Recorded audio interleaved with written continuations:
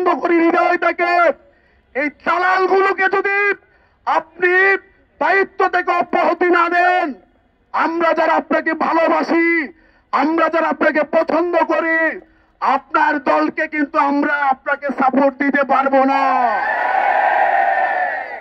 আপনি যারা বর্তমানে শিক্ষকতা করে তাদেরকে আপনি নেতৃত্বে আসনে বসান, আমাদের কোনো আপত্তি থাকবে না। কিন্তু দালাল অবসরপ্রাপ্তদেরকে বসিয়ে রাখলে 6 লক্ষ শিক্ষক কর্মচারী পরিবার ব্যালটের মাধ্যমে আগামী নির্বাচনে জবাব দিবে। আমি আমার কথা আর বলবো না। আমরা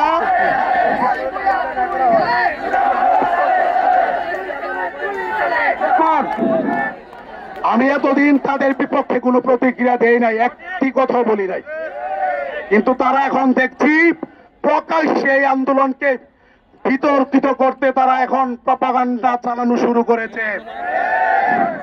তারা বলেছে আমাদেরকে নাকি আওয়ামী লীগ ফান্ডিং করে আমরা নাকি তাদের এজেন্ডা বাস্তবায়ন করতে এসেছি।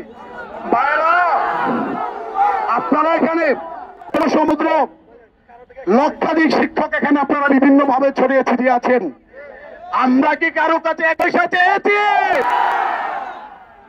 আমরা জোটের নেতৃবৃন্দ নিজেদের পকেটের